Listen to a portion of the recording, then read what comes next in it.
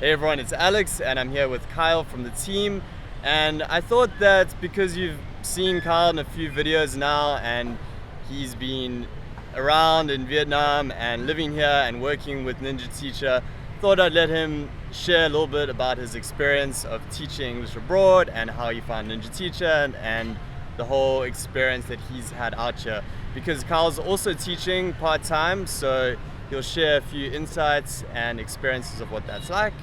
So, sound good? Sounds good. That's good. Oh, I thought Kyle was gonna get that. Oh no.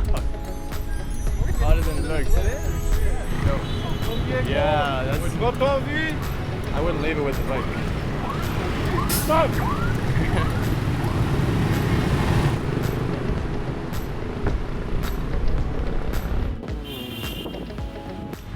My name is Kyle Snow, and I am 25 years old. I'm from Grand Ledge, Michigan in the US, and I am currently teaching English in Ho Chi Minh City, or Saigon, Vietnam. Last year, I was teaching English in South Korea, and before that, I had just finished university. So I completed a bachelor's degree in elementary education, focusing on teaching science, and I'd always loved science. It was my favorite subject growing up. And I would love to teach science, but I found that there's much more of a demand for teaching English if you want to teach abroad. During my time in university, I was fortunate enough to travel to New Zealand and do some volunteer work for a month.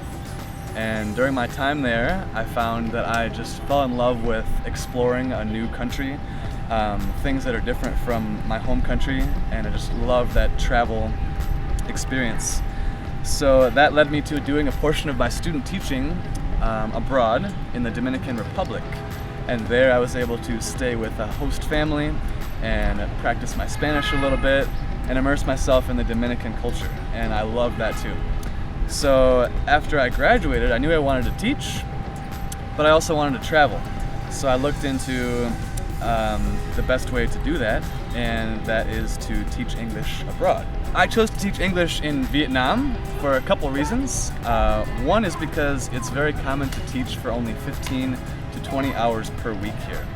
And I think it's important to have a little bit of extra time during the week to plan quality lessons. Because if you're teaching too much, you feel kind of rushed to make really good lessons. And I live very comfortably here. I make enough money to live comfortably, save a good amount of money each month. I also visited Ho Chi Minh City for a week while I was teaching last year in South Korea.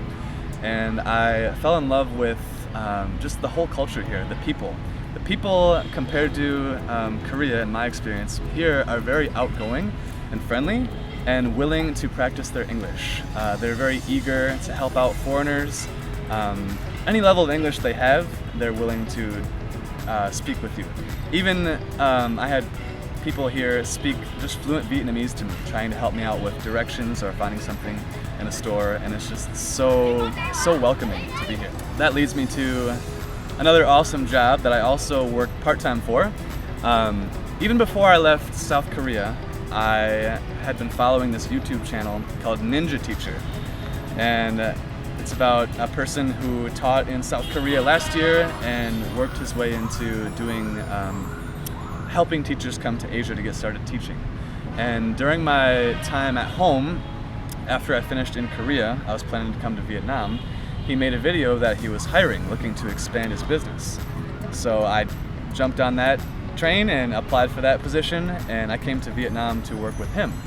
And then through that company, Ninja Teacher, I found myself a job through the network of schools that we have here in Ho Chi Minh City. So my teaching job, right now I'm teaching about 18 hours per week, and I teach students ranging in age from 6 years old all the way up to 13 years old. And from what I've learned about students here in Vietnam compared to Korea, they're a very rambunctious crowd with lots of energy. They're very eager, which makes them pretty fun to teach. I'm living in a house with 2 Americans, 1 person from France, and 2 university-age Vietnamese students. And I found that through Craigslist. Actually, I was surprised to find out that in Vietnam, Craigslist is pretty commonly used. I have my own bedroom, my own bathroom, but I share the kitchen and the laundry machine. The advice I would give to somebody who is considering teaching abroad is, if you can, travel to that country first. Because when I came to Vietnam for a week last year, I just had a gut feeling that I could spend a year here. I just really loved it. So I think for me, your gut will tell you whether you can teach someplace long term or not. And also, expect culture shock. It's a jarring, uncomfortable feeling at times when you're struggling to get a whole new life for yourself set up in a new country. But I think that's what a lot of people who want to travel and teach abroad are looking for. They're looking to get out of their comfort zone and have an adventure, which you definitely will have here. But homesickness, periods of heightened homesickness will come and go, and you likely have a good network of friends here that'll help you through that. I would definitely recommend teaching English in Vietnam. The food, the people, the weather, cost of living, and most importantly, all the free time you'll have only teaching 15 to 20 hours per week. And you can use that time to do anything that you're passionate about. And for me, that's working a second job through a ninja teacher. And I am just really enjoying my time here, and I think I might stay for maybe even 2 years. And that too. Okay, great stuff. Thanks for sharing, Kyle. If you guys have any questions for Kyle, leave a comment below and he'll answer them for you.